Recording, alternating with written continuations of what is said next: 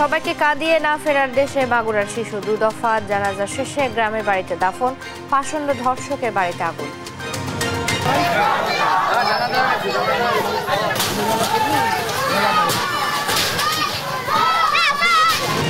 ঢাকা বিশ্ববিদ্যালয়ের সাবেক উপাচার্য আরিফিন সিদ্দিকী মারা গেছেন। আজ জানাজা শেষে আজিমপুর কবরস্থানে দাফন। জাতিসংঘ মহাসচিবকে নিয়ে রোহিঙ্গা ক্যাম্পে যাবেন প্রধান উপদেষ্টা, অংশ নেবেন ইফতারে। নিজ দেশে প্রত্যাবাসনের আশায় রোহিঙ্গারা। পিরোজপুর শহরে অটোরিকশা দৌরাত্ম্য আর যত্রতত্র পার্কিং, যানজটের নাগরিক দুর্ভোগ চরমে, প্রায় সময় ঘটছে দুর্ঘটনা। সাধারণ মানুষ যে রাস্তায় আমরা যে হাঁটবো, সেই হাঁটার মতন আমাদের অবস্থা নাই। পঞ্চগড়ের অটোয়ারিতে সরকারি জায়গায় আওয়ামী লীগ নেতার দোকানপাট, সরু রাস্তায় চলাচলে দুর্ভোগ, উচ্ছেদের দাবি। জামালপুরে বন্যা নিয়ন্ত্রণ বাঁধের নির্মাণ কাজে ধীরে গতি, বানে ভাসে ঘরবাড়ি আর ফসলের জমি, দ্রুত কাজ শেষ করার তাগিদ। এবং রাশিয়া ইউক্রেন যুদ্ধবিরতি প্রস্তাবে রাজি পুতিন, স্বল্প মেয়াদে নয়, চান দীর্ঘ মেয়াদে শান্তি, উদ্যোগ নেয় ট্রাম্পকে সাধুবাদ।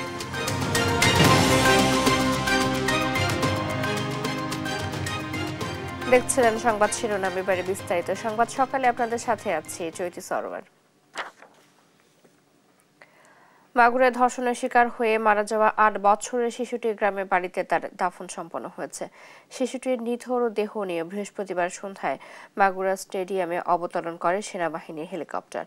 শহরের রোমানী ময়দানে অনুষ্ঠিত হয় প্রথম জানাজা। পরে মরদেহ নিয়ে যাওয়া হয় শ্রীপুর উপজেলার জারিয়ায় তার গ্রামের বাড়িতে। সেখানে দ্বিতীয় জানাজা শেষে দাফন করা হয় সম্মিলিত ঈদগাহ ও গোরস্থান ময়দানে। এর আগে দুপুর 12:30টার দিকে ঢাকা সম্মিলিত সামরিক হাসপাতালে শেষ নিঃশ্বাস ত্যাগ করে শিশুটি। সহকর্মী পঙ্কজ রায়ের তথ্য ছবিতে জানাচ্ছেন আপন আপু। মাগুরায় ধর্ষণের শিকার হয়ে মারা যাওয়া 8 বছরের শিশুটির নিথর দেহ নিয়ে বৃহস্পতিবার সন্ধ্যায় মাগুরা স্টেডিয়ামে অবতরণ করে সেনাবাহিনীর হেলিকপ্টার। এর আগে সেনাবাহিনীর ব্যবস্থাপনায় মরদেহ নিয়ে ঢাকা থেকে মাগুরার উদ্দেশ্যে রওনা করে হেলিকপ্টারটি। সন্ধ্যা 7টার দিকে শহরের নোমানী ময়দানে অনুষ্ঠিত হয় জানাজা। এ সময় মানুষের ঢল নামে নোমানী মাঠে। জানাজায় অংশ নেন জাতীয় নাগরিক পার্টি এনসিপির নেতা হাসনাত আব্দুল্লাহ ও সার্জিস আলম সহ দলটির শীর্ষ কয়েকজন। অংশ নেন বিএনপি সহ অন্য সংগঠনের নেতারাও। এই শত আসিয়া বিবৃতিতে কেটে যায়। এই যে পারিবারিক ভাবে যে ডোমেস্টিক ভায়োলেন্সের শিকার যে নারীরা হচ্ছে, আমরা আপনাদের কাছে অনুরোধ করব, আপনারা মুখ খুলবেন এবং আমরা প্রতিজ্ঞাবদ্ধ, আমরা এই ধরনের আর নৃশংসতা এগুলোর আর পুনরাবৃত্তি ঘটাতে আমরা আর দিব না। বাংলাদেশের মাটিতে আমাদের আর কোন বন্ধন ওয়াসিয়া না হয়, আমরা প্রশাসনের মধ্য দিয়ে, এই মাগুরার ডিসির মধ্য দিয়ে জানাইতে চাই, মধ্য দিয়ে 21 দিনের ভিতরে যেন বাংলাদেশের প্রতিটা ধর্ষকের বিচার নিশ্চিত করা হয়।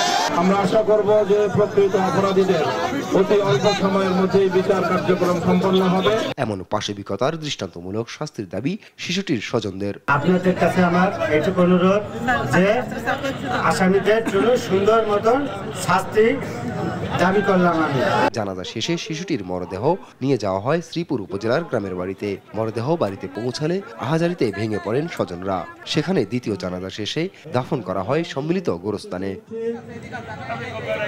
এর আগে বৃহস্পতিবার দুপুর 1টায় ঢাকার সম্মিলিত সামরিক হাসপাতাল সিএমএসে চিকিৎসাধীন অবস্থায় মারা যায় শিশুটি। আইএসপিআর জানায় সকালে 3বার শিশুটির কার্ডিয়াক অ্যারেস্ট হয়। 2বার স্থিতিশীল করা গেলেও তৃতীয়বার শিশুটি হার মানে মৃত্যুর কাছে। এই ঘটনায় গভীর শোক জানিয়েছেন অন্তর্বর্তী সরকারের প্রধান উপদেষ্টা ডক্টর মোহাম্মদ ইউনুস। অবিলম্বে দোষীদের বিচারের আওতায় আনার নির্দেশও দেন তিনি। শোক জানিয়েছে বাংলাদেশ সেনাবাহিনীও। এছাড়া শিশুটির মৃত্যুতে গভীর শোক প্রকাশ করে বিএনপি, এনসিপি, জামায়াত ইসলামী ও হেফাজতে ইসলাম সহ বিভিন্ন রাজনৈতিক সংগঠন। আপন আপু, নিউজ ডেস্ক, দেশ টিভি। এদিকে মাগুরায় ধর্ষণের শিকার হয়ে শিশুটির মৃত্যুর ঘটনায় উত্তাল সারা দেশে। বিক্ষুব্ধ জনতা অগ্নিসংযোগ করেছে আসামিদের বাড়িতে। আর বৃহস্পতিবার সন্ধ্যায় ঢাকা বিশ্ববিদ্যালয়ে শিশুটির গায়েবানা জানাজা পড়ে শিক্ষার্থীরা। পরে ধর্ষকের সর্বোচ্চ শাস্তির দাবিতে বিক্ষোভ করে তারা। একই দাবিতে বিভিন্ন জেলাতেও বিক্ষোভ ও মশাল মিছিল হয়েছে। সহকর্মীদের তথ্য ছবিতে আব্দুল্লাহ আল মারুফের রিপোর্ট। মাগুরায় শিশুটির জানাজা শেষ হওয়ার পরই আসামিদের বাড়িতে অগ্নিসংযোগ করে বিক্ষুব্ধ জনতা। সন্ধ্যা 7:15টার দিকে স্থানীয় জনতা জড়ো হয়ে ভাঙচুর করে মাগুরা পৌর এলাকার বাড়িটি, পরে আগুন লাগিয়ে দেওয়া হয়। ধর্ষণের শিকার শিশুটির মৃত্যুতে ঢাকা বিশ্ববিদ্যালয়ে গায়েবানা জানাজা ও কফিন মিছিল করেছে শিক্ষার্থীরা। মিছিল শেষে শিশুটির ধর্ষক ও হত্যাকারী সহ দেশের সব ধর্ষকের সর্বোচ্চ শাস্তির দাবি জানানো হয়। জাতি হিসেবে নির্লজ্জ যে এইরকম ধর্ষকের এখনো শাস্তি আমরা নিশ্চিত করতে পারি নাই। টাঙ্গাইলের ভুয়াপুরে সাধারণ শিক্ষার্থীরা 1 মিনিট নীরবতা পালন শেষে বিক্ষোভ ও মশাল মিছিল করে। ধর্ষকদের সর্বোচ্চ শাস্তির দাবিতে মহাসড়কে ঘণ্টাব্যাপী অবস্থান করে বিক্ষোভ করেছে ধর্ষণ বিরোধী মঞ্চ বরিশাল। বৃহস্পতিবার সন্ধ্যায় নগরীর নথুল্লাবাদ বাস টার্মিনালের সামনে ঢাকা বরিশাল মহাসড়কে এই কর্মসূচি করে তারা। আমরা চাই অতিবিলম্বে যত দ্রুত সম্ভব আসিয়ার ধর্ষণকারীকে শাস্তির আওতায় আনা হোক। নাটোরে ধর্ষকদের শাস্তির দাবিতে সড়ক অবরোধ করে 48 ঘন্টার আলটিমেটাম দিয়েছে শিক্ষার্থীরা। এ সময় মাদ্রাসা মোড়ে সড়ক অবরোধ করে বিক্ষোভ করে তারা। শিশুটির স্মরণে মোমবাতি প্রজ্বলন এবং ধর্ষকদের জনসম্মুখে ফাঁসির দাবিতে সংবাদ সম্মেলন করেছে ধর্ষণ বিরোধী ছাত্র সমাজ কুমিল্লা। সন্ধ্যায় কান্দিরপাড় পূবালী চত্বরে এই কর্মসূচি করা হয়। কিন্তু তার প্রতি হওয়া অবিচার আমরা ভুলিনি, ভুলবো না। ধর্ষকের সর্বোচ্চ শাস্তি নিশ্চিত সহ সারা দেশে ধর্ষণ ও নিপীড়ন বন্ধে কঠোর ব্যবস্থা নেওয়ার দাবিতে বগুড়ায় বিক্ষোভ মিছিল করেছে শিক্ষার্থীরা। আব্দুল্লাহ মারুফ, নিউজ ডেস্ক, দেশ টিভি। মাগুরায় ধর্ষণের শিকার হয়ে মারা যাওয়া 8 বছরের শিশু আসিয়ার ধর্ষণে অভিযুক্ত হিটু শেখের বাড়িতে বৃহস্পতিবার রাতে উত্তেজিত জনতা ভাঙচুর চালায়। সেখান থেকে সবশেষ খবর জানাতে যুক্ত হচ্ছেন আমাদের সহকর্মী পঙ্কজ রায়। পঙ্কজ, এখন সেখানে কি পরিস্থিতি, স্থানীয়রা কি বলছেন জানাবেন?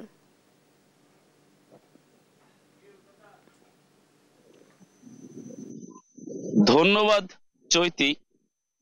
আমি এই মুহূর্তে আছি মাগুরার নিজনান্দলীয় মাঠপাড়া এলাকার ধর্ষণে অভিযুক্ত হিটু শেখের বাড়ির সামনে।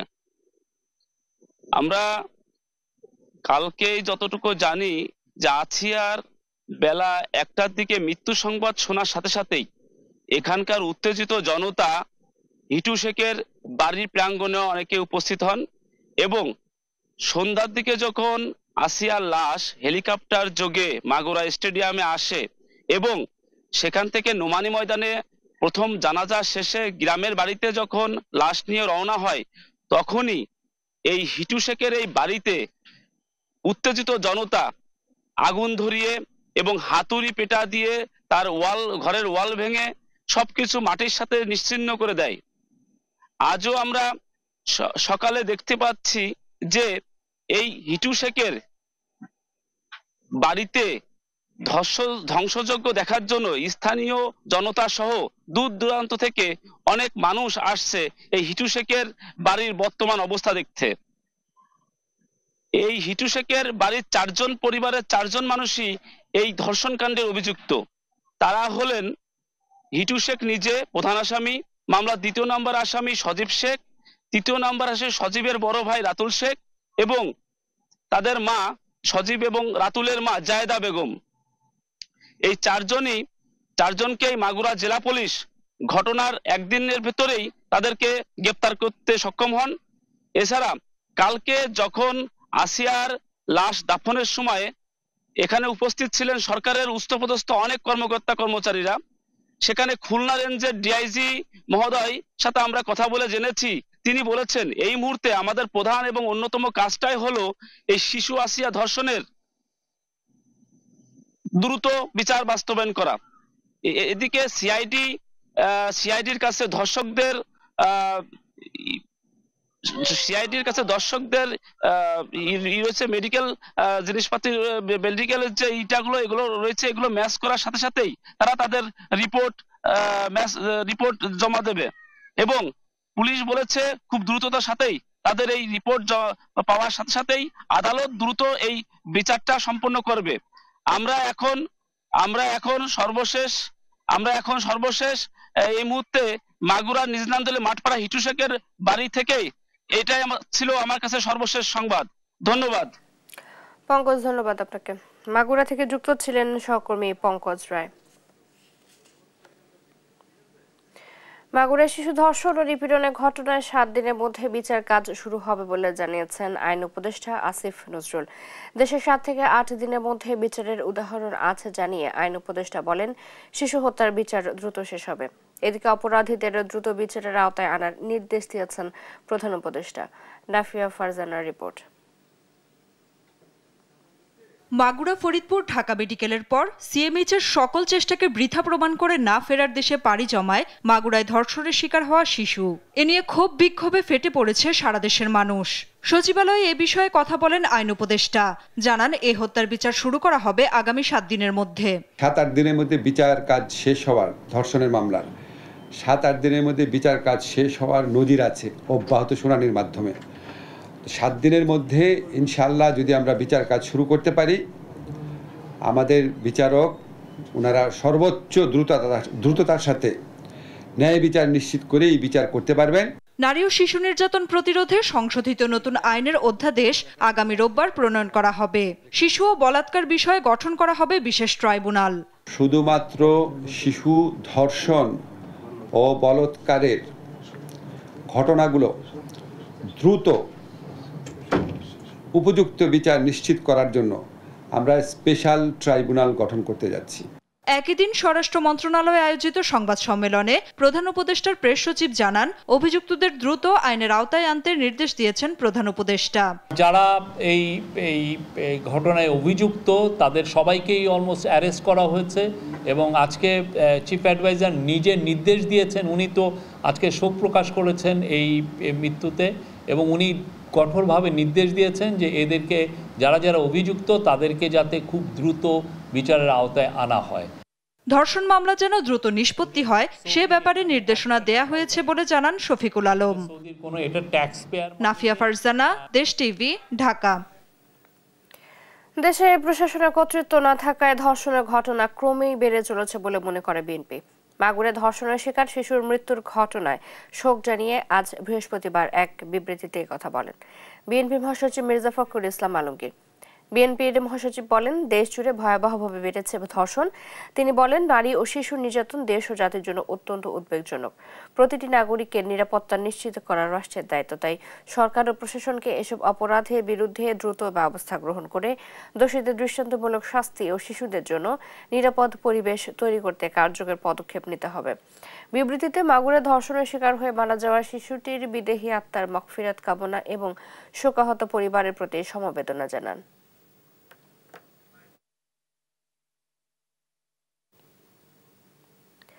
মাগুরায় 8 বছরের শিশু আসিয়ার ধর্ষক ও খুনিদের কঠোর বিচারের দাবি করেছেন বাংলাদেশ জামায়াতে ইসলামীর আমির ডাক্তার শফিকুর রহমান। বৃহস্পতিবার বিকেলে রাজধানী মণিপুর বালক উচ্চ বিদ্যালয়ে বাংলাদেশ জামায়াতে ইসলামী ঢাকা মহানগর উত্তরের মিরপুর পূর্ব থানার উদ্যোগে আয়োজিত ইফতার মাহফিল অনুষ্ঠানে প্রধান অতিথির বক্তব্যে তিনি এ দাবি জানান। বলেন, দেশকে কোরআন হাদিসের আলোকে গড়ে তুলে দুর্নীতি ও দুঃশাসন থাকবে না। মানুষ মর্যাদার সাথে বসবাস করবে, যুবকরা কর্মসংস্থান পাবে। জামায়াত ক্ষমতায় গেলে সন্ত্রাস ও চাঁদাবাজ মুক্ত দেশ গড়বেন বলে জানান জামায়াতে আমির। কিছু পশু, তার পরিবারেরই কিছু লোক, তার আত্মীয় স্বজনের মধ্যে কিছু লোক তার জীবনটাকে ধ্বংস করে দিয়েছে এবং মেয়েটা আজকে ইন্তেকাল করেছে। আমরা দোয়া করি আল্লাহ তাআলা তাকে জান্নাত নসিব করুন, তার আপনজনদেরকে এই শোক বহন করার তৌফিক দান করুন এবং আমরা আজকের এই মাহফিল থেকে ওই সমস্ত খুনি, ধর্ষক এবং ধর্ষণের সহযোগিতাকারীদের কঠোর শাস্তি আমরা দাবি করছি। এদিকে ট্রেনে লেগেছে ঈদ যাত্রার আমেজ। আজ শুরু অগ্রিম টিকিট বিক্রি। এই মুহূর্তে কমলাপুর রেল স্টেশনে আছেন আমাদের সহকর্মী আলিমুজ্জামান সাফওয়ান, কথা বলবো তার সাথে। সাফওয়ান, আজ ঈদ যাত্রার কত তারিখের টিকিট বিক্রি হচ্ছে এবং টিকিট বিক্রির ক্ষেত্রে ক্রেতারা কোনো অভিযোগ জানিয়েছেন কিনা জানাবেন।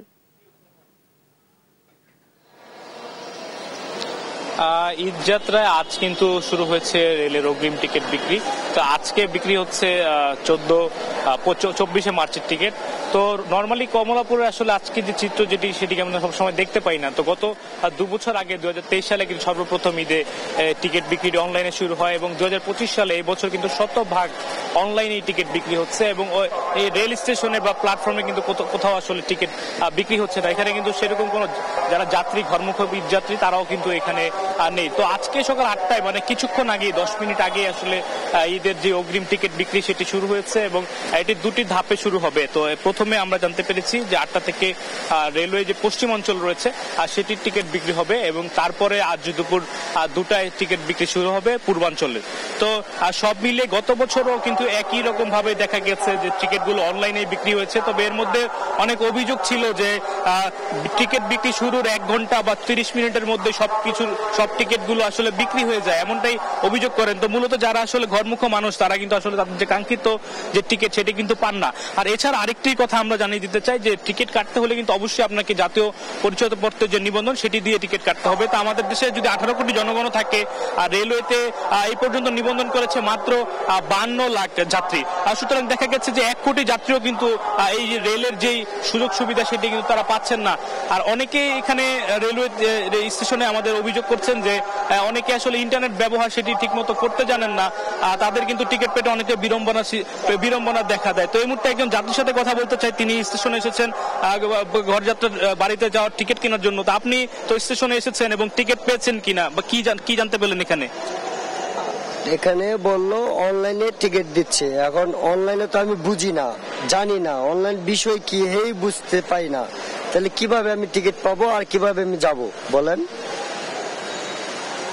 তিনি যেটি বলছিলেন যে তিনি টিকিট কাটার জন্য এসেছেন, কিন্তু তিনি অনলাইন বোঝেন না এবং অনলাইনে কিভাবে টিকিট কাটতে হয় সেই প্রক্রিয়াটি তার জানা নেই। তো তার মতো এরকম কয়েকজনকে আমরা দেখতে পেয়েছি এখানে, তারাও টিকিট কেনার জন্য এসেছেন, কিন্তু এই 100% যে অনলাইনে টিকিট বিক্রি হচ্ছে তার যে ব্যবহার সেটি তারা না জানার কারণে তারা কিন্তু টিকিট থেকে বঞ্চিত হচ্ছেন। তো এমনটাই আসলে আমরা দেখতে পেয়েছি এই কমলাপুর রেল স্টেশনে। তো এই ছিল আমার কাছে ঈদ যাত্রার প্রথম যে অগ্রিম দিনের টিকিট বিক্রি তার সর্বশেষ। সাফওয়ান, ধন্যবাদ আপনাকে। ঈদ যাত্রা টিকিট বিক্রির খবর জানাচ্ছিলেন আমাদের সহকর্মী আলিমুজ্জামান সাফওয়ান। 7 দিন নিবিড় পরিচর্যা কেন্দ্রে থাকার পর না ফেরার দেশে চলে গেলেন ঢাকা বিশ্ববিদ্যালয়ের সাবেক উপাচার্য আ.আ.ম. আরিফিন সিদ্দিক। বৃহস্পতিবার রাতে ইব্রাহিম কার্ডিয়াক হাসপাতালে চিকিৎসাধীন অবস্থায় শেষ নিঃশ্বাস ত্যাগ করেন তিনি। তার এই মৃত্যুতে শোকের ছায়া পরিবার, সহকর্মী ও শুভানুধ্যায়ীদের মাঝে। আজ সকাল 11:30টায় ধানমন্ডির বায়তুল আকসা মসজিদে তার প্রথম জানাজা অনুষ্ঠিত হবে। কায়েস রাহাতের রিপোর্ট, জানাচ্ছেন ফাহিম ইউসুফ। নশ্বর পৃথিবীর মায়া ত্যাগ করে পরলোকে পাড়ি জমিয়েছেন ঢাকা বিশ্ববিদ্যালয়ের সাবেক উপাচার্য আ.আ.ম. আরিফিন সিদ্দিক। পরিবারের পক্ষ থেকে জানানো হয়, গেল 6 মার্চ বেলা 2:45টার দিকে হঠাৎ অসুস্থ হয়ে পড়লে হাসপাতালে ভর্তি করা হয় তাকে। অবস্থার অবনতি হলে তাকে আইসিইউতে স্থানান্তর করা হয়। সেখানে টানা 7 দিন জীবন মৃত্যুর সন্ধিক্ষণে ছিলেন সাংবাদিকতা বিভাগের সাবেক এই শিক্ষক। পরে 13 মার্চ বৃহস্পতিবার রাত 10:45 ইব্রাহিম কার্ডিয়াক হাসপাতালে চিকিৎসাধীন অবস্থায় শেষ নিঃশ্বাস ত্যাগ করেন তিনি। চিকিৎসকদের বরাত দিয়ে পরিবার জানায়, মস্তিষ্কে রক্তক্ষরণজনিত কারণে মৃত্যু হয়েছে তার। উনি হঠাৎ করে স্ট্রোক করে পড়ে গেছেন, তারপরে ব্রেন হ্যামারেজ হয়ে গেছে। ওই ব্রেন হ্যামারেজ হয়ে যাওয়ার পরেই ওইভাবেই গত 7 দিন, গত বৃহস্পতিবার দিন দুপুর 2:30টার দিকে ঘটনা ঘটেছিল। তো আজ পর্যন্ত উনি কোমাতে ছিলেন। তা আজকে 10:45-এ ডাক্তাররা ওনাকে অফিসিয়ালি ডিক্লেয়ার করলো যে উনি মারা গেছেন। এ সময় তার মৃত্যুর খবর শুনে ছুটে আসেন স্বজন, সহকর্মী ও শুভানুধ্যায়ীরা। স্মরণ করেন তার কর্মময় জীবন। যখন উপাচার্য ছিলেন ঢাকা বিশ্ববিদ্যালয়ের একাডেমিক ক্ষেত্রে অনেক কাজ করে গেছেন। দীর্ঘ 40 বছরের শিক্ষকতা জীবনে তিনি বাংলাদেশের বর্তমানে যারা সাংবাদিকতার জগতে অনেকেই সম্পাদকীয় লেভেলেও ভূমিকা পালন করছেন এবং এদেশের গণযোগাযোগ সাংবাদিকতা শিক্ষায় ওনার অবদান অবিস্মরণীয়। শিক্ষাবিদ হিসাবে একজন শিক্ষকের যে গুণাবলী ছিল, আমাদের প্রতিটা শিক্ষকের সেই গুণাবলীগুলো থাকলেই আমরা কিন্তু দেশকে এবং শিক্ষকতা পেশাকে আরও শক্তিশালী করেই সামনের দিকে এগিয়ে নিয়ে যেতে পারব। তার জন্য দেশবাসীর কাছে অত্যন্ত বিনয়ের সাথে বিনীতভাবে আন্তরিকতার সাথে আমরা তার জন্য দোয়া চাই। শুক্রবার সকাল 11:30টায় ধানমন্ডির বাইতুল আকসা মসজিদে তার প্রথম জানাজা অনুষ্ঠিত হবে। এরপর বাদ জুম্মা ধানমন্ডি ঈদগাহ মসজিদে অনুষ্ঠিত হবে তার দ্বিতীয় জানাজা। জানাজা শেষে আজিমপুর কবরস্থানে মায়ের কবরের পাশে সমাহিত করা হবে ঢাকা বিশ্ববিদ্যালয়ের সাবেক এই উপাচার্যকে। ফাহিম ইউসুফ, দেশ টিভি, ঢাকা। আজ কক্সবাজারের উখিয়া রোহিঙ্গা ক্যাম্প পরিদর্শন এবং 1 লাখ রোহিঙ্গার সাথে ইফতারে অংশ নেবেন জাতিসংঘ মহাসচিব অ্যান্টনিও গুতেরেস ও প্রধান উপদেষ্টা ডক্টর মোহাম্মদ ইউনূস। তাদের আগমনে আশায় বুক বেঁধেছেন রোহিঙ্গারা, বলতে চান মনের কথা, ফিরতে চান স্বদেশে। জাতিসংঘ মহাসচিব ও প্রধান উপদেষ্টার আগমন ঘিরে নিশ্চিত নিরাপত্তায় ঢেকে ফেলা হয়েছে কক্সবাজার বিমানবন্দর থেকে পুরো রোহিঙ্গা ক্যাম্প এলাকা। ইরফানুল হাসানের তথ্য ছবিতে জানাচ্ছেন শামীম হোসেন। শুক্রবার কক্সবাজারের উখিয়া রোহিঙ্গা ক্যাম্প পরিদর্শনে যাবেন জাতিসংঘ মহাসচিব অ্যান্টনিও গুতেরেস। পরিদর্শন করবেন 18 নং ক্যাম্পের লার্নিং সেন্টার, রোহিঙ্গা সাংস্কৃতিক স্মৃতিকেন্দ্র এবং আন্তর্জাতিক সংস্থাগুলোর সেবা ও ত্রাণ বিতরণ কেন্দ্র। একই সঙ্গে বিভিন্ন শ্রেণী পেশার মানুষের সাথে বৈঠক করবেন। শুক্রবার বিকেলে 1 লাখ রোহিঙ্গার সঙ্গে ইফতার করবেন জাতিসংঘের মহাসচিব ও প্রধান উপদেষ্টা। এদিকে রোহিঙ্গা ক্যাম্পে তাদের আগমনে খাদ্য সমস্যা ও প্রত্যাবর্তনের স্বপ্ন দেখছেন রোহিঙ্গারা। নিজের দেশ যার যার ঘর তাড়াতাড়ি যদি যাতার বিড়ে তাড়াতাড়ি যদি সমস্যা দিয়ে হইতে তারা মেহনত জড়িয়ে আর যদি জাগি হইতাম বলি আর একটা বেশি খুশি হইতাম। খাদ্য সমা ফেলেও অনলাগ হর আজ যখন না সমাজে আনলা জোয়ান বুড়া আওয়াম আলেম বেগুলো আছে। আর কক্সবাজারের আইন শৃঙ্খলা পরিস্থিতি স্বাভাবিক রাখতে দ্রুত রোহিঙ্গা প্রত্যাবর্তন চান স্থানীয়রা। এদিকে জাতিসংঘ মহাসচিব ও প্রধান উপদেষ্টার আগমনকে কেন্দ্র করে কক্সবাজার শহর থেকে রোহিঙ্গা ক্যাম্প পর্যন্ত পুরো রাস্তার পয়েন্টে পয়েন্টে জোরদার করা হয়েছে নিরাপত্তা তদারকিতে সেনাবাহিনীর সঙ্গে রয়েছে পুলিশ, এবিপিএন, শরণার্থী ত্রাণ ও প্রত্যাবাসন কমিশন এবং জেলা প্রশাসন। আমাদের জেলা পুলিশ এবং বাহিরের ফোর্স প্রায় 1000 পুলিশ দিয়ে আমাদের নিরাপত্তা পরিকল্পনা সাজানো হয়েছে 4 স্তর বিশিষ্ট। শরণার্থী ত্রাণ ও প্রত্যাবাসন কমিশনার জানালেন, এই সফর রোহিঙ্গাদের দেশে ফিরে যেতে অনুপ্রেরণা যোগাবে। হত্যা নির্যাতন করছে তাদেরকে এই বার্তা দেবে যে এই জেনোসাইড, অত্যাচার এবং নির্যাতন এগুলো বন্ধ করতে হবে। বিশ্ব সম্প্রদায় এটি দেখছেও এবং রোহিঙ্গাদের মনে এই বিষয়ে কনফিডেন্স তৈরি হবে যে তারা তাদের মাতৃভূমিতে ফিরে যাওয়ার ক্ষেত্রে সাহস ফিরে পাবে। রোহিঙ্গাদের জন্য বিদেশি সাহায্য কমে যাওয়া এবং আন্তর্জাতিক আদালতে রোহিঙ্গাদের ওপর পরিচালিত জাতিগত নিধন ও গণহত্যার বিচার এবং প্রত্যাবাসনের মতো ইস্যু এই সফরকালে প্রাধান্য পাবে বলে আশা করা হচ্ছে। নিউজ ডেস্ক, দেশ টিভি। গাজীপুরের গাছা থানার ঝাজর এলাকায় ছিনতাইকারীদের ধরতে গিয়ে ছুরিকাঘাতে পুলিশের 1 কনস্টেবল আহত হয়েছেন। পরে তাকে মুমূর্ষু অবস্থায় ঢাকা মেডিকেল কলেজ হাসপাতালে ভর্তি করে পুলিশ। বৃহস্পতিবার রাতে ঝাজর এলাকায় ছিনতাইকারীদের ধরতে গেলে পুলিশের উপর হামলা চালায় তারা। এতে আহত হয় কনস্টেবল মুস্তাক। এলোপাতাড়ি ছুরিকাঘাত সত্ত্বেও অসীম সাহসিকতার সাথে ছিনতাইকারীকে ধরে রাখেন তিনি। পরে আরও 2 জন সহ মোট 3 জনকে গ্রেপ্তার করে পুলিশ। গাজীপুর মহানগর পুলিশ কমিশনার নাজমুল করিম খান জানান, আহত কনস্টেবলের অবস্থা আশঙ্কাজনক। গ্রেপ্তারদের মধ্যে মনির মাদক, হত্যা, ডাকাতি, ছিনতাই সহ 12টি মামলার আসামি। বাকিদের গ্রেপ্তারের চেষ্টা চলছে বলেও জানান তিনি। কনস্টেবল রাত্রিকালীন পেট্রোল ডিউটি করতে যায়, সে তারা সংবাদ পায় এক জায়গায় মাদক ব্যবসায়ী হচ্ছে। তারা 3 জন যখন মাদক ব্যবসায়ী 2 জনকে সামনে দিয়ে দেয় মাদক ব্যবসায়ীকে ধরার জন্য, আর পিছনে একজন ছিল কনস্টেবল মোস্তফা যখন পিছনে ছিল ওই ছিনতাইকারী তাকে উপর্যুপরি স্ট্যাপ করে এখন সে মৃত্যুর সাথে পাঞ্জা লড়ছে। যে ছিনতাইকারী তাকে স্ট্যাপ করেছে তাকে ছুরি সহ সে ধরে রেখেছে এবং সে তাকে ছুটতে দেয় নাই। আমরা তাকে সে অ্যারেস্ট আছে। তার সাথে আরও 3 জন ছিল, 3 জন পালিয়ে গেছে, আমরা তাদেরকে খুঁজছি। রূপগঞ্জে 7 বছরের এক শিশুকে ধর্ষণের অভিযোগ উঠেছে স্থানীয় দোকানের বিরুদ্ধে। পরে শিশুটিকে উদ্ধার করে পরীক্ষার জন্য ঢাকা মেডিকেল কলেজ হাসপাতালে নিয়ে আসে রূপগঞ্জ প্রশাসন। এই ঘটনা নিয়ে রূপগঞ্জের নির্বাহী কর্মকর্তা জানান, বাহ্যিকভাবে শিশুটিকে সুস্থ বলে মনে হলেও পূর্ণ পরীক্ষার পরই বিস্তারিত বলা সম্ভব হবে। এ ব্যাপারে অভিযুক্তকে এখনও গ্রেপ্তার করা না গেলেও আগামী 24 ঘন্টার ভেতর গ্রেপ্তারের আশ্বাস দেন তিনি। এখন সুস্থ রয়েছে, বাট ডক্টর যেটি বলেছেন যে তারা টেস্ট করার পরে মূলত বুঝতে পারবেন আসলে কতটুকু ক্ষতি হয়েছে। আমরা ঘটনাটি শোনা মাত্রই আমাদের উপজেলার পুলিশ এবং আমাদের নির্বাহী ম্যাজিস্ট্রেট বিন্দুকে নিয়ে আমরা অভিযান চালিয়েছি, বাট এখনও পর্যন্ত আমরা কাউকে ধরতে পারিনি। বাট আমরা আশা করছি আগামী 24 ঘন্টার মধ্যেই আমরা অপরাধীদেরকে ধরতে পারবো। সিরাজগঞ্জ ও বগুড়ায় 7 বছরের এক শিশু এবং প্রতিবন্ধী এক নারী ধর্ষণের শিকার হয়েছেন বলে অভিযোগ উঠেছে। একই সাথে মেহেরপুরে 9 বছরের শিশু ধর্ষণ মামলার আসামিরা তদন্ত কর্মকর্তার যোগসাজশে জামিনের অভিযোগে থানা ঘেরাও করেছে স্থানীয়দের। অভিযোগ উঠেছে সিরাজগঞ্জের রায়গঞ্জের নারুয়া গ্রামে 14 বছরের ছেলে মোহাম্মদের বিরুদ্ধে 7 বছরের শিশু ধর্ষণের। পরে ঘটনা ধামাচাপা দেওয়ার চেষ্টা করে ছেলে পরিবার। মেয়েটি অসুস্থ হয়ে পড়লে বিষয়টি জানাজানি হয়।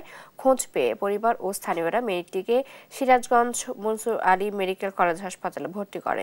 এ ঘটনার পর থেকেই পালিয়েছে ছেলে ও ছেলে পরিবার। অভিযুক্ত রায়গঞ্জ উপজেলার নারুয়া গ্রামের ওয়ার্ড বিএনপির সাংগঠনিক সম্পাদক আব্দুল আলিমের ছেলে। ভিকটিমের বাবা এ ঘটনায় থানায় মামলা দায়ের করেছে। এদিকে বগুড়া শাহজাহানপুরে আপন খালুর দ্বারা ধর্ষণের শিকার হয়েছেন শারীরিক ও বুদ্ধি প্রতিবন্ধী এক নারী।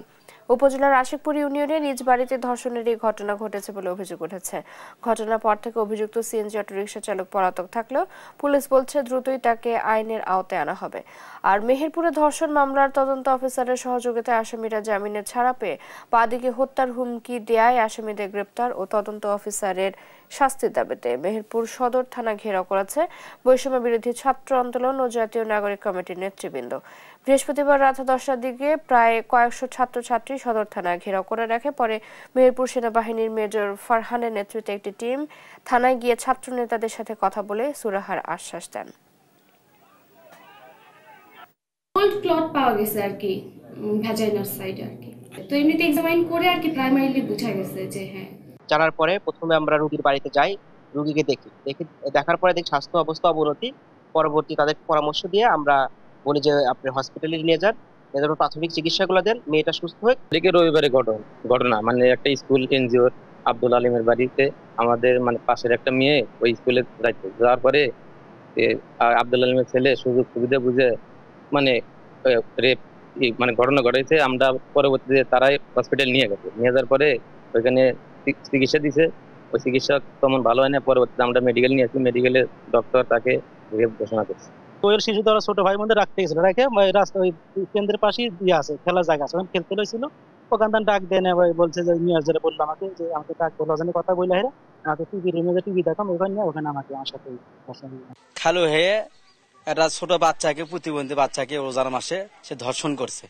আমরা তার একটা সুষ্ঠু বিচার চাই। গত 10 তারিখে তার খালুর দ্বারা রাত 11:30টার সময় সে মানে শারীরিকভাবে এটা ক্ষতিগ্রস্ত হয়েছে, সেটা তার মা আমাকে বলল। তার মায়ের অভিযোগের প্রেক্ষিতে মামলা হয়েছে। সরু সড়ক, অধিক সংখ্যক অটোরিকশা ও যত্র পার্কিং এর ফলে পিরোজপুর শহরে সৃষ্টি হচ্ছে যানজট, ঘটছে দুর্ঘটনা, ভোগান্তি পোহাচ্ছেন সাধারণরা। সহকর্মী জারিস মাহমুদের তথ্য ছবিতে জানাচ্ছেন শামীম হোসেন। শহরের সব সড়কই এখন ব্যাটারি চালিত অটোরিকশার দখলে। কে কার আগে যাবে চলছে সেই প্রতিযোগিতা। এছাড়া ব্যাটারি চালিত অটোরিকশাগুলো সরু রাস্তায় যত্রতত্র রাখার কারণে সৃষ্টি হয় যানজট। এমন চিত্র পিরোজপুর সদরের। 1865 সালে পিরোজপুর মহকুমা থেকে পৌরসভায় উন্নীত হয়, কিন্তু যোগাযোগ ব্যবস্থা ও ভৌত কাঠামোর তেমন কোনো উন্নতি হয়নি। শহরের সরু রাস্তা প্রশস্ত না হলেও দিন দিন যানবাহনের সংখ্যা বেড়েই চলেছে। এতে নিত্য যানজটের কবলে পড়ে ভোগান্তিতে সাধারণ মানুষ। এছাড়াও ঘটছে ছোট বড় দুর্ঘটনাও। রাস্তাঘাটের কোনো ডেভেলপমেন্ট নাই, কিন্তু এত পরিমাণ অটো যে মানুষ, সাধারণ মানুষ যে রাস্তায় হাইট আমরা যে হাঁটবো সেই হাঁটার মতন আমাদের অবস্থা নাই। অথচ এখন ছোট বাচ্চাদেরকে আমরা রাস্তাঘাটে ছাড়তে পারি না। তার একমাত্র কারণ হয়েছে এই অটো ব্যাটারি চালিত অটোরিকশা থাকলে পরে আমরা আসলে পিরোজপুরবাসী একদম এদের কাছে পুরোপুরি জিম্মি হয়ে গেছি। এদের তো কোনো প্রশিক্ষণ নাই, রাস্তায় যে কোনো সময় চলতেছে, চলতে গায়ে উঠাই দিতেছে, গায়ের উপর উঠাই দিয়ে ব্রেক করতেছে। তাতে আমরা প্রতিনিয়ত 2-4 জন আহত হচ্ছেই পিরোজপুর শহরে। তবে অটো চালকরা বলছে শহরে স্ট্যান্ডের কোনো ব্যবস্থা না থাকায় বাধ্য হয়ে তাদের রাস্তায় বাহন রাখতে হয়। আমাদের দাবি ছিল যে অটোওয়ালাদের জন্য একটি আলাদা স্থান করে দেওয়ার জন্য। তো এখন যদি তাদেরকে একটি জায়গায় স্থানান্তরিত করা হয় তাহলে মনে হয় আমাদেরও ভালো হয়, তাদের জন্য ভালো হয় এবং জনগণের জন্য ভালো হয়, কারণ তার জনগণ রাস্তায় এখন হাঁটতে পারতেছে না। এদিকে পুলিশ বিভাগ জানায় যানজট রোধে একাধিক এলাকায় চেকপোস্ট বসানো সহ বিভিন্ন পদক্ষেপ নেওয়া হয়েছে। যত্রতত্র যে পার্কিংগুলো আছে সেগুলো যেন না হয় এবং আমাদের যে পিরোজপুরবাসী আছে তাদেরকেও আমি আহ্বান জানাবো তারা যেন যত্রতত্র পার্কিং না করে। তো অটো এসে যে যানজট সৃষ্টি করে অন্য এলাকার, সে বিষয়ে আমরা ট্রাফিক পুলিশকে বলে দিয়েছি যে একাধিক জায়গায় তারা চেকপোস্ট বসিয়ে যে এলাকা দিয়ে ঢুকতে পারে গাড়িগুলো অন্য এলাকায়, সে বিষয়ে ট্রাফিক পুলিশকে বলা হয়েছে যে চেকপোস্ট বসিয়ে তারা যেন এই যে অন্য বাইরের অটোগুলো যেন আমাদের এলাকায় ঢুকতে না পারে। পিরোজপুরে প্রায় ৫,০০০ অটোরিকশা ও ৬,০০০-এর বেশি চালক রয়েছে। নিউজ ডেস্ক, দেশ টিভি। পঞ্চগড়ের আচুয়ারিতে জেলা পরিষদের জায়গায় বেশ কয়েকটি দোকান নির্মাণ করেছেন আওয়ামী লীগ নেতা তাসাফুর রহমান। স্থানীয়দের অভিযোগ, এতে রাস্তা সংকুচিত হয়ে চলাচলে দুর্ভোগ পোহাতে হচ্ছে। জেলা পরিষদ থেকে একাধিকবার নোটিশ দেওয়া হলেও জায়গা ছেড়ে দেননি তিনি। সহকর্মী রাশিদুজ্জামান বাবুর পাঠানো তথ্যছবিতে জানাচ্ছেন অঙ্কন চৌধুরী। পঞ্চগড়ের আটুরিয়া উপজেলার ঐতিহ্যবাহী ফকিরগঞ্জ বাজারের পাশ দিয়ে উপজেলা পরিষদ হয়ে বোদা ও রুহিয়া রাস্তাটিতে চলাচল করেন স্থানীয়রা। চলাচল করে পণ্যবাহী যানবাহন, কিন্তু রাস্তাটির প্রশস্ততা কমে যাওয়ায় প্রায় সময় ঘটছে দুর্ঘটনা। স্থানীয়দের দাবি, আওয়ামী লীগ নেতা তাসাফুর রহমান অবৈধভাবে রাস্তার পাশে জেলা পরিষদের জায়গা দখল করে দোকান নির্মাণ করেছেন। এতে রাস্তা সংকুচিত হয়ে পড়েছে। কিছুটা ওনাদের জেলা পরিষদের জায়গার মধ্যে আছে আর কিছুটা ইনার মালিকানার মধ্যে আছে, এটা আমি জানি। আমরা আছি ওনাদের আওতায়, ভাড়া আছি। এখন এই জায়গা কার কিভাবে এটা তো আমাদের আসলে বলাটা তো খুব মুশকিল মনে হয়। এখানে জেলা পরিষদের অনেক জায়গা আছে, এই জায়গাগুলো বেআইনিভাবে জবরদখল করে কিছু মানুষ দোকানপাট করে এই জায়গাগুলোকে দখল করে রেখেছে। রাস্তার যে দুই ধারে অনেকেই জবরদখল করে দোকানপাট উঠেছে। এগুলো একসময় জেলা পরিষদ থেকে উদ্যোগ নেওয়া হয়েছিল, আওয়ামী লীগের কিছু কুচক্রী মহল ওই সময় এই জায়গাগুলো জবরদখল করে ধরে রেখেছে। আমরা চাই যে সরকার যেন একটা ভালো পদক্ষেপ নেয়। যারা অবৈধ স্থাপনা তৈরি করে আছে, আমি মনে করি প্রশাসনের মাধ্যমে এই স্থাপনাগুলো উচ্ছেদ করে রাস্তার প্রসার করা উচিত। জেলা পরিষদ থেকে একাধিকবার নোটিশ দেওয়া হলেও কোনো কাজ হয়নি। তবে দখলদার তাসাফুর জানান, মাপে এই জায়গা জেলা পরিষদের হলে তা ছেড়ে দেবেন তিনি। জেলা পরিষদ যদি মনে করে তাহলে ওনাদের সার্ভেয়ার থাকবে, আমার সার্ভেয়ার থাকবে, উভয় পক্ষ মাপ দিব, মাপ দিয়ে আমরা তারপর দেখব যে আসলে আছে কি না। তবে আমার কাছে জানার মতে জেলা পরিষদের কোনো জায়গা আমার কাছে নাই। আর জেলা প্রশাসক বলেন, অবৈধ দখলদারদের উচ্ছেদে প্রয়োজনীয় ব্যবস্থা নেওয়া হবে। সরকারি সম্পদ কারোই অবৈধভাবে দখল করা উচিত নয়। যদি আমাদের কাছে কোনো অভিযোগ আসে বা আমরা জানতে পারি যে কোথাও পুরো সরকারি সম্পদ অবৈধভাবে দখল করা হচ্ছে বা করা হয়েছে, তাহলে আমরা অবশ্যই সেখানে আইনানুগ ব্যবস্থা গ্রহণ করব। জনদুর্ভোগ নিরসনে আওয়ামী লীগ নেতার অবৈধ দোকানপাট দ্রুত অপসারণের দাবি স্থানীয়দের। নিউজ ডেস্ক, দেশ টিভি। জামালপুরের ইসলামপুরে যমুনা নদীতে বাম তীরে বন্যা নিয়ন্ত্রণ বাঁধের 5 কিলোমিটার অংশের 3 কিলোমিটারের কাজ এখনো ঝুলে আছে। এতে প্রতি বছর বন্যায় ভাসে 8 ইউনিয়নের 4 লাখের বেশি মানুষ। তলিয়ে যায় হাজার একর ফসলি জমি ও ঘরবাড়ি সহ গুরুত্বপূর্ণ স্থাপনা। এই অবস্থায় দ্রুত পুরো বাঁধের কাজ শেষ করার দাবি স্থানীয়দের। উপজেলা প্রশাসন বলছে, এ নিয়ে একটি প্রস্তাবনা পাঠানো হয়েছে। জামালপুর থেকে রিয়াদ হাসান হৃদয়ের তথ্য চিত্রে আরো জানাচ্ছেন সালমা জাহান। যমুনা নদী এখন সৌন্দর্য ছড়ালেও বর্ষায় ধারণ করে ভয়ঙ্কর রূপ। বন্যা ও ভাঙন আতঙ্কে থাকেন নদী পাড়ের বাসিন্দারা। গেল 5 বছরে যমুনা নদীর বাম তীরে জামালপুর ইসলামপুরের চিনাডুলি ইউনিয়নের গুঠাইল বাজার থেকে সিংভাঙা অংশে 2 কিলোমিটার বন্যা নিয়ন্ত্রণ বাঁধ তৈরি করছে উপজেলা প্রশাসন। কিন্তু সিংভাঙা থেকে চিনাডুলি বাজার পর্যন্ত বাকি 3 কিলোমিটার অংশে বাঁধ না থাকায় বন্যার পানি ঢোকে লোকালয়ে। কোনো কাজেই আসে না নির্মিত বাঁধের অংশ। পানির স্রোতে ভেসে যায় ফসলি জমি, শিক্ষা প্রতিষ্ঠান সহ বসতভিটা। এতে ক্ষতির মুখে নদীর তীর ও আশপাশের 8 ইউনিয়নের 4 লাখেরও বেশি মানুষ। আবাদ মাটি করছিল, ধান মেলা ফসল আবাদ করছিল, নষ্ট হয়ে গেল। বাজারে কোনো রাস্তাঘাট নেই, গাড়ি ঘোড়া চলে পায় না, বন্ধ হয়ে আছে। এই জন্য আমরা বিভিন্ন সমস্যা পড়ে আছি। আগে আমরা যদি গাড়িতে চড়তাম তাহলে আমরা একবারে বাড়ি বন্ধ যেতে পারতাম, এখন যেতে পারি না, 1-1.5 কিলো হাইটে যাওয়া লাগে। শুরু থেকে কাজ চলছে ধীর গতিতে। বর্ষা এলেই পানি উন্নয়ন বোর্ডের কাজে তোড়জোড় শুরু হয়।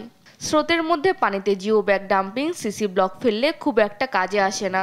তাই বর্ষা মৌসুমের আগে কাজ শেষ করার দাবি স্থানীয়দের। নদী ভাঙি গেছে, বান্ধের উপরে ছাপড়া চলে আসে, এখন কখন যে আবার ভাঙি যায় কোনো উপায় নাই। পরে এই এলাকা বিলীন হয়ে ভাঙ্গি চুরির বিলীন হয়ে যাবো, ক্ষয়ক্ষতি হবো। তাতে তাড়াতাড়ি বন্যার আগেই এই বাঁধটা যেন হয়। সরকারের কাছে আকুল আবেদন, আমাদের এই বাঁধটা বন্যার আগেই যেন কাজটা করে দেয়, তাইলে আমরা এই সুফলটা ভোগ করতে পারবো। উপজেলা প্রশাসন বলছে বাকি 3 কিলোমিটার বাঁধের একটি প্রস্তাবনা পাঠানো হয়েছে। আমরা বিষয়টি ঊর্ধ্বতন কর্তৃপক্ষকে জানিয়েছি। পানি উন্নয়ন বোর্ড একটি ফিজিবিলিটি স্টাডি চলমান আছে তাদের।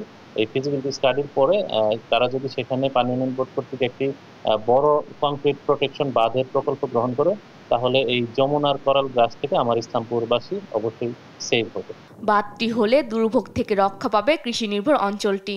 তাই বাঁধের কাজ শেষ করতে দ্রুত প্রকল্প নেওয়ার দাবি এলাকাবাসীর। নিউজ ডেস্ক, দেশ টিভি।